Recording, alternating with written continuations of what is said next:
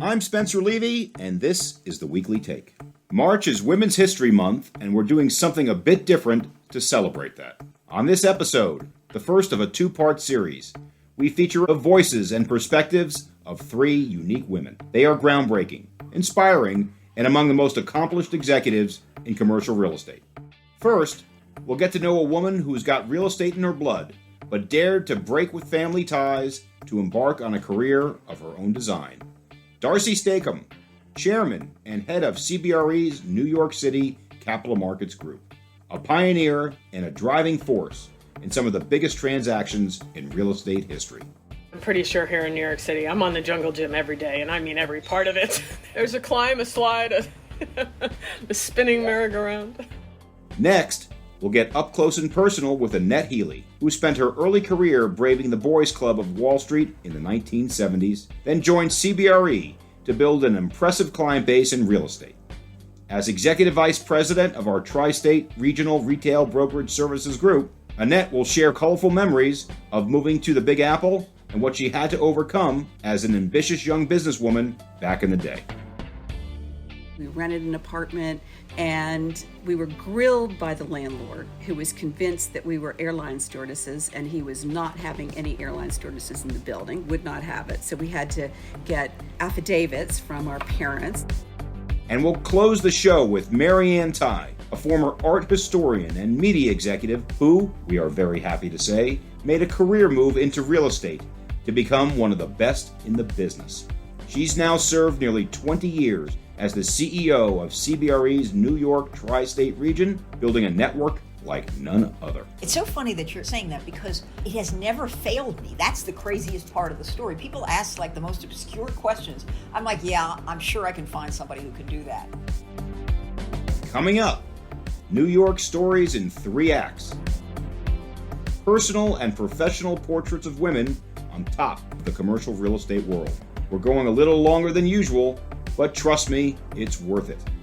That's right now on the Weekly Take.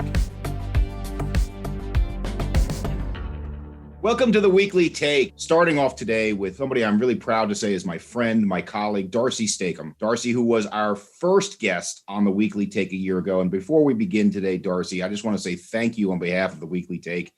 Without the foundation of your terrific very first episode we did, I don't know we would be where we are today. So Darcy Stacom, welcome. Thank you, Spencer. Darcy, could you just tell us the journey? How'd you get to be Darcy Stacom?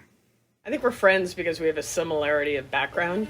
I started in market research and found that searching for information and then starting to tie it together was what interested me in real estate. I started in leasing, but felt it was, too repetitive of a process and wanted something that had just greater components and pieces. And I'm not saying that leases don't have a lot of components and pieces, because they do. But I moved into sales partially because of a dispute with my former boss, my dad. But, there wasn't capital markets when I started. So I've actually watched the evolution of the industry, and I've been able to be part of the evolution of the industry. And so my desire to understand movements and trends and predict forward is something that's allowed me to carve out a unique career and to sense when New York City was ready for Times Square, or when it's been ready to embrace life sciences, when retail was skyrocketing to, really orbit the moon, and then coming back to earth. So those have all been things that have allowed me to move forward. Well, Darcy, let's talk about the 2 elements of that, if we can, for a second, just a little bit deeper. The first is the grounding you had in research as the start to it all, which is something I tell a lot of folks. But the other word I want to use here, maybe I'm being a little bit too bold, but I'd like to use the word courage if I could. Because you did break away from the firm where your dad was, and that's a courageous move as well. So talk about the grounding in research that gave you a knowledge base to do things in the business, and also the courage you showed that led you to where you are today. Well, look, there's a real benefit in the internet today, which is that you can get research easily, but there's also a benefit when you had to go get it yourself. And so I think that need to pick up the phones and call people and piece together the puzzle without just having a search engine do it for you is really something that allowed me to get to know New York City and its neighborhoods and its owners and the moving parts. Now I can use the internet to go way deeper and get enormous amounts of information quickly. But you also have to recognize a lot of that information is surface and doesn't contain the key facts that are where the trends lie. Let me jump in there for just a moment, because one of the things a lot of people tell me is like, oh, brokers are going to get displaced by information. I'm like, no way, because human judgment has never been more important in a world of too much information.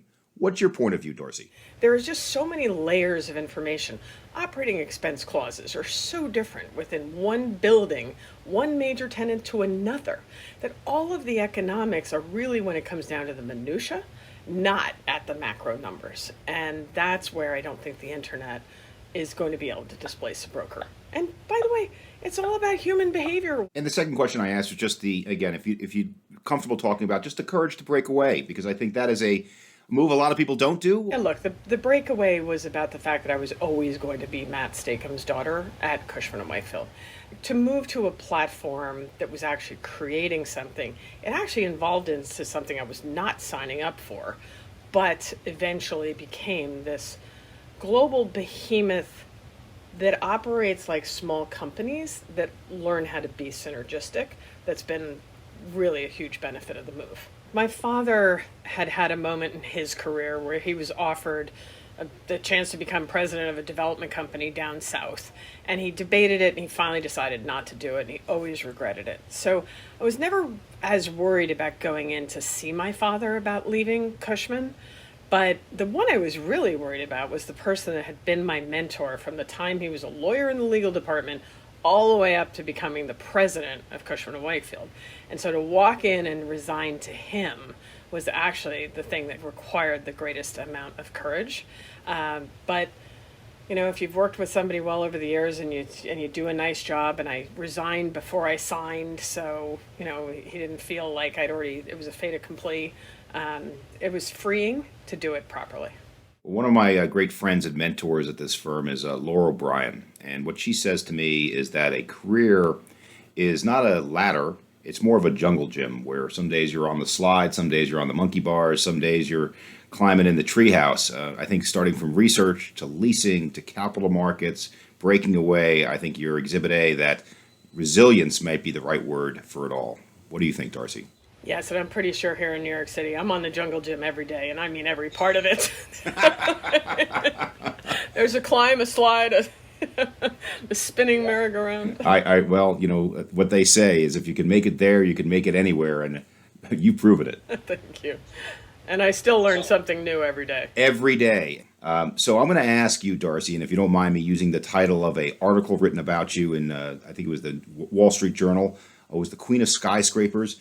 When did you know you made it here?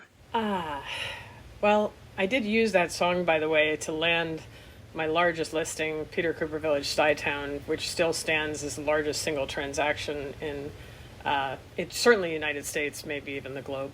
But I think I knew I had made it when I was on my own and I finally sold a building worth more than $100 million.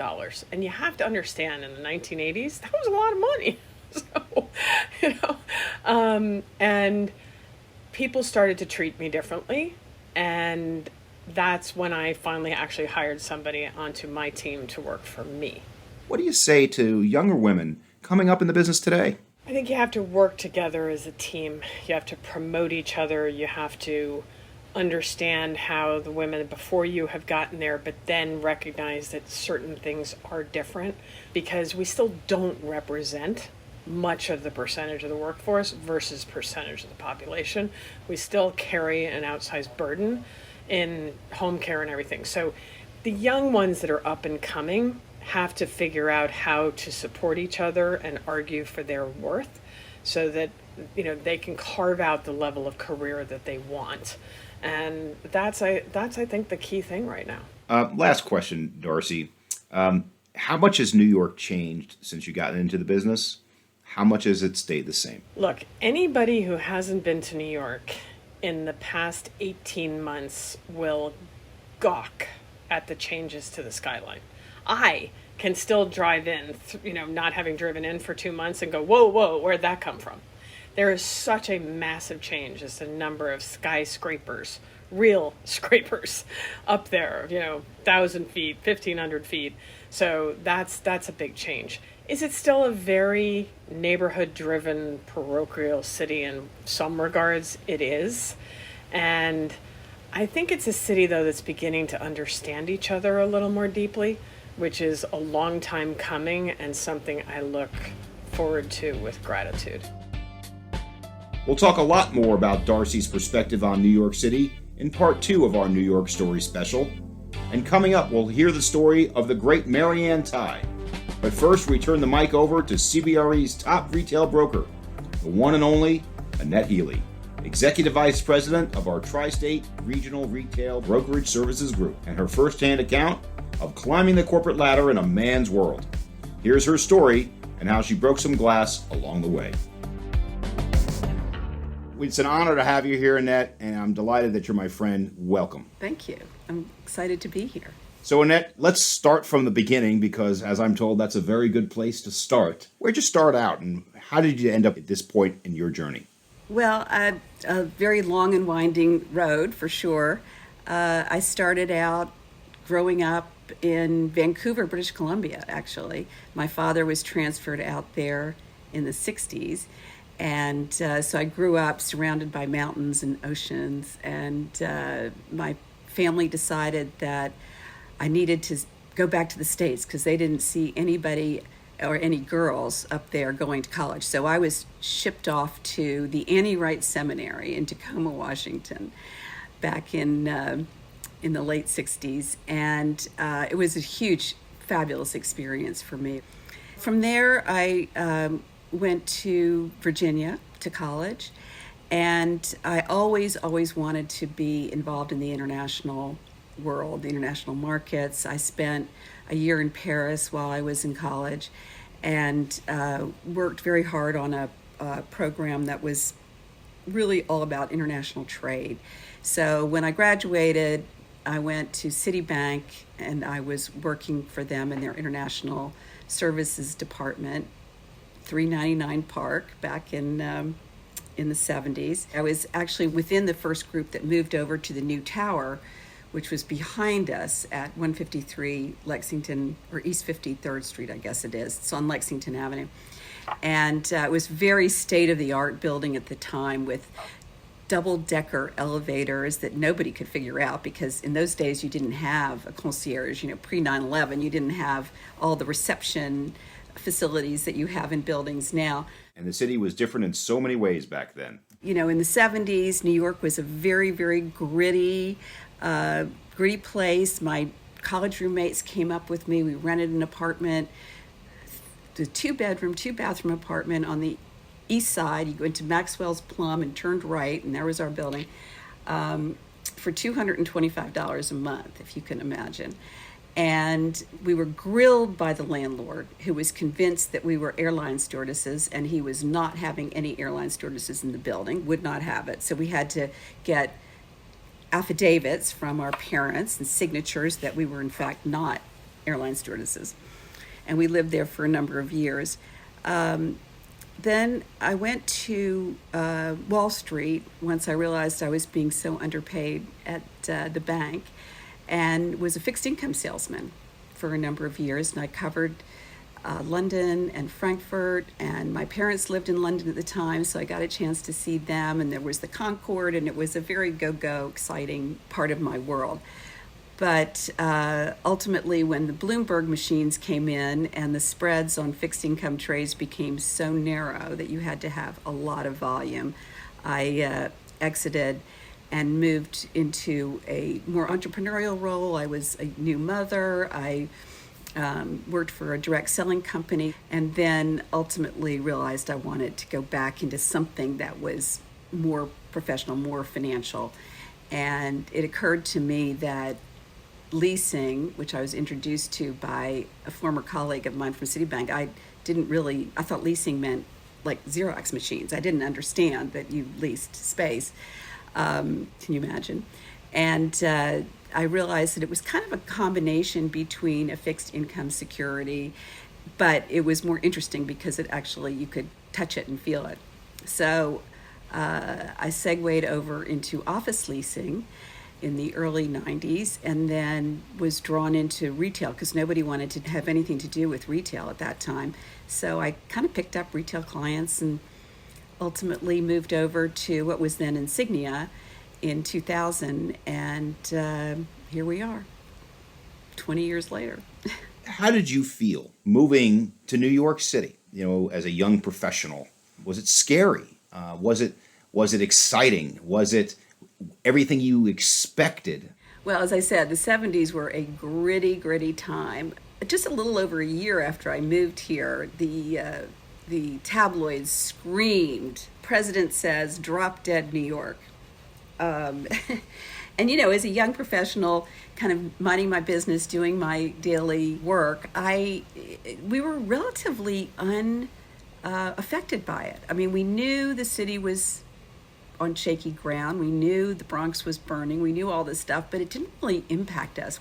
We had Studio 54, and we had fun restaurants on every corner. It was little Italian joints with Chianti bottles, with red candles dripping down. I mean, it was very, very loving hands at home, shall I say, in the 70s, as opposed to the more slick presentation that we're accustomed to now. But it was very, very exciting. You just felt as though every day your life could change. So coming from, a rural college in Virginia, and having been a suburban gal all my life, for me it was just thrilling. Well, I grew up in New York, not in the city. My dad did live a few blocks from you, though. He had an apartment on 63rd and 3rd at the Renoir House. So I remember Maxwell's Plum and all those restaurants right around there. So I have some fond memories of the late 70s, early 80s. It was a cool time. But you also mentioned let's call it what it is, the discrimination women faced in New York City in the late 70s. Tell me about some of the obstacles that stood in your way, and tell me about how you were able to overcome them. Well, when I was first interviewed for the Wall Street job, the guy who interviewed me had this very exotic office, and besides his chair, the only other chair in the room was a gigantic leather baseball glove. And skirts were quite short in those days. So I was eyeing the baseball glove, and I was not at all sure what I was going to do. So I stood during the entire interview. It was traumatic. I mean, I literally went in a position where I'd been making like $11,000 a year to a commission-based situation where they gave me, somewhat of a base, but I had to take a lot on faith, and I had to build a business. I had to get on planes, and I had to go to London and knock on doors, and to Frankfurt and meet people and build a business. And I did. It was, I would never be able to do that now when I think about it. Oh my God. That's a courageous move to go from a salaried position to a commission position. What were you thinking? I don't know what I was thinking. I was just thinking I wanted to be in the Wall Street environment. I felt that it had more opportunities for me. I didn't have any mentors. There was nobody kind of saying, look at this person, she's made a great success here. There was nothing like that. I think it was just, I was very curious. I felt that I understood the banking world. I spent a number of years there, and I just wanted to try something new. And I knew I couldn't possibly ever make less than I was making at the bank. That was not possible. So from a financial point of view, it was, was not that difficult. From a culture point of view, it was more off-putting, the baseball glove notwithstanding. It was a very, very male. I mean, my trader called me baby. Baby. That was my name. And so it was hard to sort of incorporate the persona of a professional when somebody's yelling across the trading floor, "Baby, I got a deal for you here."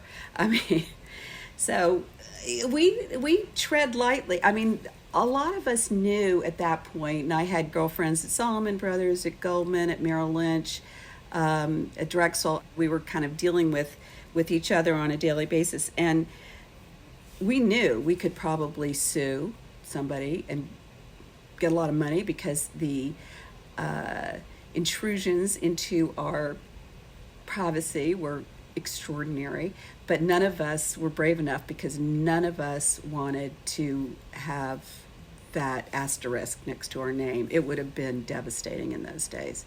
So we just sucked it up, kept smiling, and, kept on going. Well, you certainly have kept on going, and now you are one of the top retail professionals, not just in New York, but in the world. And many of these experiences, particularly, I bet the knocking on the doors thing that you did when you were a bond trader, really help you today. What are some of the things that you think back on today when you're speaking to our clients, looking for new deals? When you look back on those experiences, what were the most valuable ones to you? Personal relationships clearly trump everything. So developing those relationships, creating that bond, whether it was with, investment guys in London or in Frankfurt, I still talk to some of these people. I mean, some of these guys came to my wedding. It was just really developing those relationships was critical. And I think that translates into success in any business, that if you can literally make people want to talk to you, want to know what you're thinking, and just want to have that connection. It was funny because when I was first considering real estate, this former colleague of mine from Citibank said to me, it's an interesting thing. He said, there are actually some people out there who like to talk to women. I said, really? So, developing those relationships has been the joy of my life. My clients have always driven me to be better, to move higher, to think things through more carefully. And then those relationships have been sustained as a result of that. So we both grow together. It's a very collaborative process. When did you know that you made it? Oh, gosh. Well, I think on Wall Street, building that business, actually even going back when I was at Citibank, I noticed that the fixed income program that we had was all run out of Switzerland because of secrecy concerns. And I had a lot of Latin American clients and Central American clients. I said to my bosses, why don't we do something out of the States? Why don't we do something out of New York? Oh, no, the Swiss will kill us. We'll just, our buddies over in Geneva. Blah, blah, blah. But one guy looked at me and he said, we should do that. And so we did. And the Swiss were furious.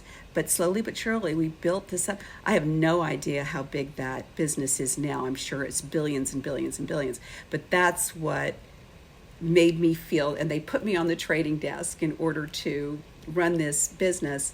And sitting there on that trading desk on I think it was the 21st floor of Citicorp Tower, and looking out over the East River, I thought, okay, this is it. I'm never, ever leaving New York. That's fabulous. So times have changed in a lot of good ways, maybe not all good, but what's some of the advice you would give these young professionals today when they are setting their own journey? I think the most important advice I've ever received, and I think about it all the time, is just one step in front of the other. You just keep moving. You're going to have good days, you're going to have bad days, but if you keep your eyes sort of fixed on a horizon that's slightly further out, it gives you a lot more perspective. I also think, the women I meet here, the younger women are so smart and so accomplished and so, I don't know, I'm just in awe of them. They're my mentors now, as opposed to the other way around, because they just seem to, I mean, there are women here who have 4 children and big jobs, and they handle it all so beautifully. Even 2 children. I only had 1 because I knew I couldn't go, do the full job thing and have multiple children. I just couldn't handle it. They're awe-inspiring, and I really think that the next generation is going to see such a great number of women leaders. As we're seeing, in the Senate and the House, we're seeing more and more women piercing those glass ceilings in a way that I think is going to be very demonstrably important for our form of governance. So I'm thrilled for them. Now that's a New York story. More from Annette next week, along with the return of Darcy Stacom too. But now we turn to a real estate pro who I've known and admired for years and really needs no introduction. Tighe, the CEO of CBRE's New York region. She'll share the remarkable career she's built, founded on a value of learning, and perhaps above all, the power of saying yes. Marianne, welcome. Right back at you, Spencer. Lovely to spend time with you as always, and I learn from you always. Oh, thank you. And the first time I met Marianne, I always tell this story. I was working for a New York City developer, the Witkoff Group at the time, and Marianne walked into the room sometime in the mid-'90s, and it was like I'd never seen presence like that in my life. Because, the Witkoff Group was a great developer, but it was a little bit like the Wild West. And Marianne brought order to it all instantly. It was totally the Wild West. I can remember being in that office. It was, by the way, I got a huge kick out of it because it was so much fun at the same time. Indeed. Well, nobody said the Wild West was all boring. But nevertheless, Marianne, thank you for joining the Weekly Take. Why don't you give our listeners a little flavor for how'd you get here? Well, so it's such a long story. I think that I'm going to do it just in bullet points for you. I was born in the South Bronx to a working class family. I was the first one to graduate college. I graduated and I was in Washington, D.C., and I thought I was going to be an art historian. I ended up getting a fellowship at the Smithsonian and ultimately ended up working at the White House. And when I went to work at the White House many moons ago in the Carter administration, I had to sign a paper that said I wouldn't work for anybody I had given a federal grant to for 3 years after I left the administration. And as it turned out, I became deputy chairman of the National Endowment for the Arts, which meant I gave everybody money from the federal government. And so I knew I wasn't going to stay in the art world when I got out. When I got out, I ended up going into the cable world. This is the early 1980s. I started a channel called A&E and had a marvelous, long, successful relationship with ABC Video Enterprises, who effectively subsidized my first 10 years in real estate because they kept me on retainer while I was making no money as a broker. So at age 36, I became a broker, and I became a broker because all my other jobs took me everywhere except New York. And I tried to find a career that I could execute while staying home. I had a son and a husband and wanted to be with them. And I came to the Edward S. Gordon Company when I was 36. I didn't do a single deal for 18 months. And all I can say is, I came in 84. By 1991, I was part of the team that did the largest deal in the United States. We sold, first leased and then sold 550 Madison Avenue to Sony. I was on the Sony side of the deal. AT&T sold it to them. As with all things, ups and downs, but pretty much up for the last 20 years or so. Well, that's quite a story, Marianne. Let me sum it up in one word, which is persistence. Yes. I'm going to ask you a direct question, Marianne. If you're a young woman professional today with a similar background, could they do it too? I've been thinking about how to find one's way into our profession. And I always think that the way to make yourself valuable is if you can actually be so expert at something, no matter how small it is, that people seek you out because they need that thing that you know better than anyone else. And for me in real estate, it was a part of the city that was underleased. Ironically, it became one of the most valuable parts of our city, Midtown South. But when I joined in 84, rents were low single digit. And so nobody wanted to troll in that world. And when they had it, they would throw it out to me and say, well, what are the economics of this? I think any kind of specific expertise in any segment of our industry gets you employed. It gets you hired. It builds a reputation. And then I think from out there, you should set up ripples. One of the things that I think has been such a key for my own career is that I not only know the people in our industry, I know the people in all the concentric circles around our industry. And I must say, I think I learned this in my Washington, D.C. years, that you really want to have as big a network as possible because it enables you to get to the answer or know how the question should be shaped fast. I have to say that part of my success in real estate is that I haven't waffled around trying to find answers to things. I get from here to there quickly because pretty much in New York City anyway, it's 2 degrees of separation, not 6. And I should add that, I was the first woman made head of the New York Real Estate Board in 2010. That's directly the result of having made all those relationships. So I urge people to reach to architects, developers, project managers, government officials. Know them all. They all have something to teach you, and they all want to learn what you have to share with them. Mary Ann, one of the things you told me more than once was that when somebody calls you with a question about whether we, CBRE, can do something, your answer is always, yes, we can.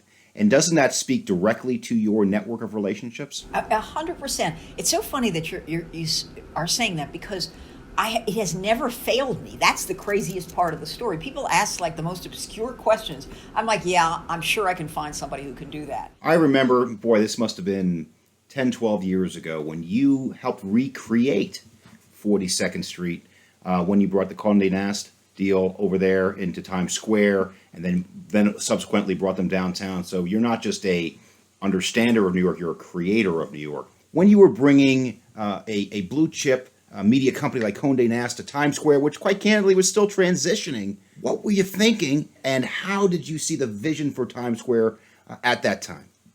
So I had the great benefit, because of my background in philanthropy as being the deputy chairman of the Arts Endowment, I had been on the board of the new 42nd Street, which was basically focused on 42nd Street and Times Square. And I'd been on that board for many years as a charitable activity. And I understood deeply the rebuilding of that district as well as the economic incentives that the public parties would be willing to convey. I understood what could be created, and Condé Nast got a great deal bringing all 6 of their locations together to that site. I had also been working long enough with Condé Nast to make all their leases coterminous to a single date, so I was able to produce a transaction of scale that had no debris in its wake. Typically people have straggling expiration dates and whatever. And in this case, it was a nice, tidy package. And then shortly thereafter, I moved the New York Times into its new tower at 8th Avenue and 41st Street. The first building, they had been in their old building in 1913. Actually, Darcy Stacom sold the old building for us. I think she sold it twice, if I'm not mistaken. Once for the New York Times, and then the second time she flipped it, I think, for Tishman Speyer. And then we put the Times into their new building. We helped them with the architectural selection, and then we were agents for the building. We filled up the whole building. We know our way around 42nd Street, that's for sure.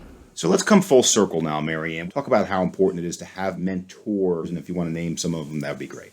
When I first started in real estate, you have to understand that my background, as I said, I was an art historian, and then I learned in an academic environment. So when I got into real estate, I asked, I don't even remember who was the first person I asked, is there a book I should read? This produced gales of laughter, okay, that I thought I was going to get some kind of cookbook and figure out how to do whatever I was going to do. And ours is really a business that you learn by having access and now I'm speaking, I should tell you, I'm speaking really about brokerage, but I'm sure it's true in our project management area or building management, et cetera. But what you want to do is be there in the room where it happens and watch it unfold. And if you're staying awake, you will learn. And as you learn, you'll be able to transfer that experience. By the way, if you ask me what is the biggest reason I think work from home will be moderated, it's because I don't for a minute think you can do this by just having somebody join you on a Zoom call. I don't. And the funny thing about mentoring, I find, is you don't even know you're mentoring. People will sometimes quote back to me, you did this at the beginning of our conversation just now, something I said to them, right? And I will laugh because I don't remember ever saying that to them. But that's what true mentorship is in a way. It's not the lessons you're teaching, it's the observations the mentee is making. And they're taking away those pieces they need. And I know certainly I got different things for sure from all the different mentors I had. I mean, I had everybody from Edward S. Gordon, the great Edward S. Gordon, and something I quote of his all the time. He, I was such a good little girl about wanting to show that I had done everything, all the work, all the stuff. And he would say to me, get rid of this, that. And I'd say, why? It's accurate. And he said, don't offer one more piece of information than you need to make your point. Because the more you keep loading people up with stuff, the more they're going to find issues, problems, holes, things. He said, make your case, make it tight, make it accurate and thorough, but don't make it bigger than it has to be. I think I use that lesson at least every other day.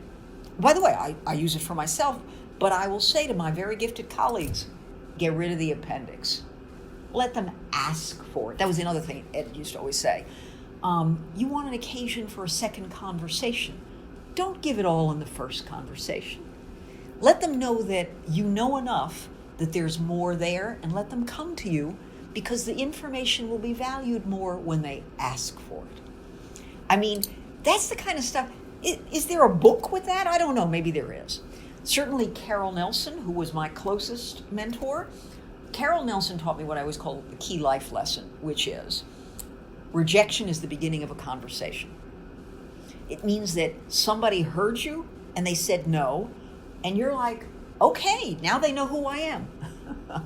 And she was a genius about taking a no and spinning it into a relationship and ultimately into business.